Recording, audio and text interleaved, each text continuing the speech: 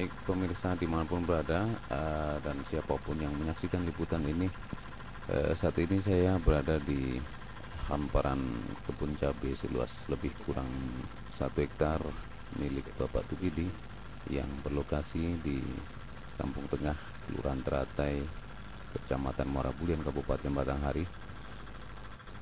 Dan untuk varietas yang digunakan adalah New Taro dan Tanamo, yang keduanya adalah produk dari Panah Merah. Dan sekedar untuk informasi bahwa para pengelola kebun ini adalah para mahasiswa di sebuah perguruan tinggi swasta yang berlokasi di Kota Muara Bulian, Kabupaten Batanghari, Jambi, yaitu Sekolah Tinggi Ilmu Pertanian Grahakarya.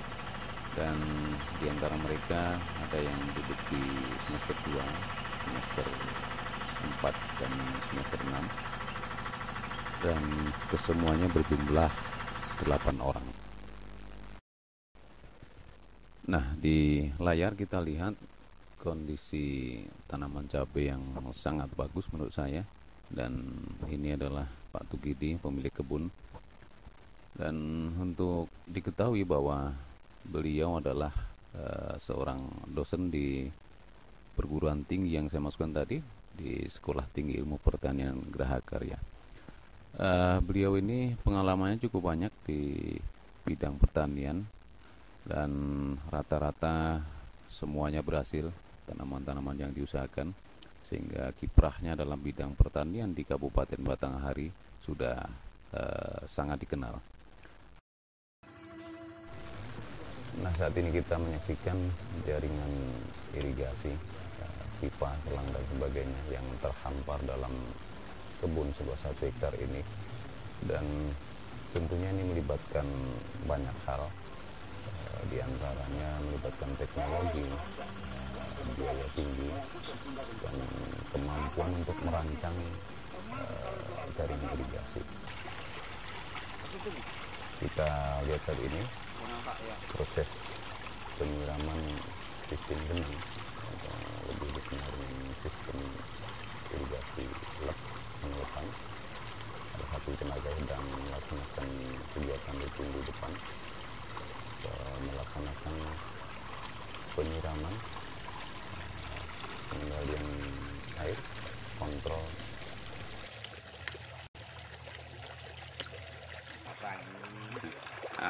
Mungkin perlu sedikit informasi, Pak. Jadi dengan pola irigasi lep seperti ini per petaknya berapa nih Pak, ukuran Pak?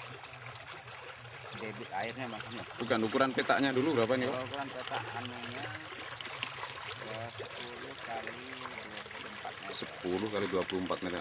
Dengan debit air seperti ini, kira-kira untuk satu petak berapa jam dibutuhkan waktu memenuhkan bedeng ini Pak?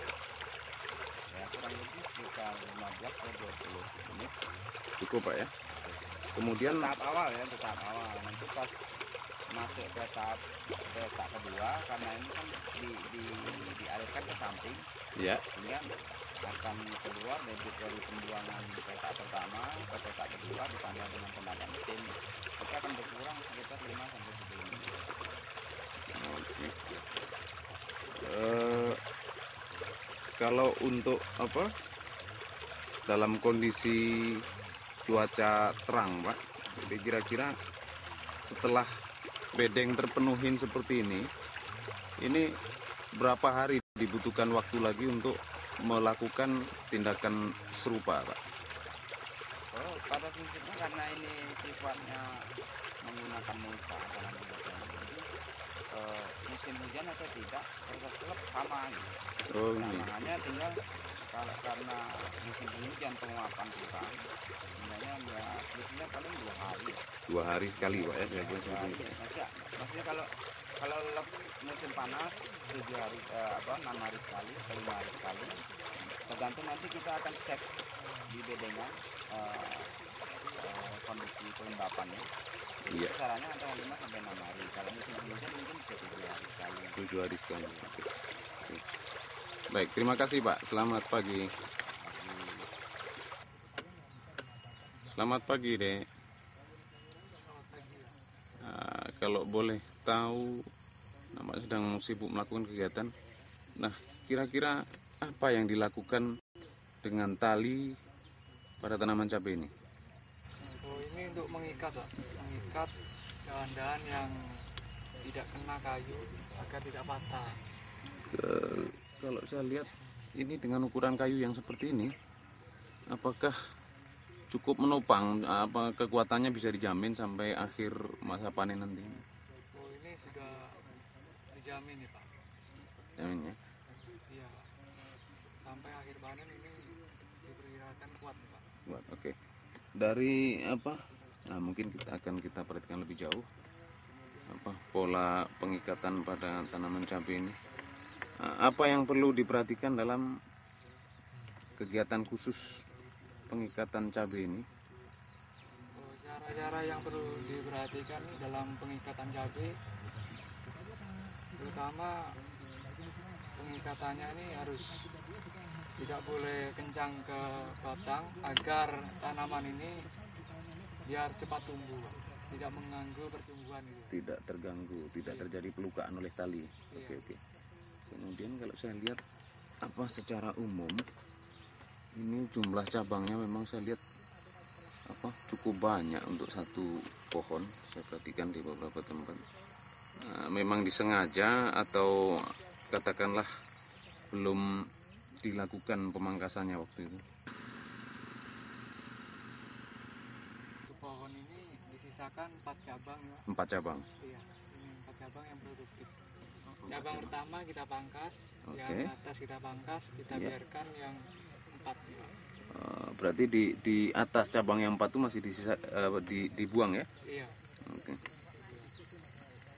Kemudian kalau dari pengalaman pembudidayaan cabai selama ini, berapa tinggi yang dapat dicapai apabila dalam kondisi optimal seperti ini? Tinggi tanaman cabai maksud saya. Tinggi tanaman cabai. Ya, ini kalau ini umur berapa ini? Ini sudah umur Pertumbuhan optimal, maksimal umur katakanlah umur 7 bulanan sampai 7 bulan ya? sampai Oke, 6 sampai bulan, Pak, 6 bulan. Iya. 6 bulan itu ketinggiannya mencapai berapa meter kira-kira dari ini? Ini kalau pertumbuhannya optimal ini bisa mencapai 1,5 meter. Dengan kondisi pemeliharaan seperti ini saya kira memungkinkan kalau kita lihat sistem pengairan lep, memang kalau kita perhatikan melibatkan biaya tinggi, keahlian khusus, dan teknik dalam hal ini teknik pengairan, dalam arti tidak semua tempat dapat dilakukan seperti ini. Harus dilakukan setting atau pengaturan awal berupa perataan bedengan dan sebagainya, kemudian jalur pipa seperti kita lihat di depan itu, melibatkan biaya besar, melibatkan teknologi, melibatkan mesin-mesin, dalam hal ini mesin pompa air dengan kapasitas besar. Oke.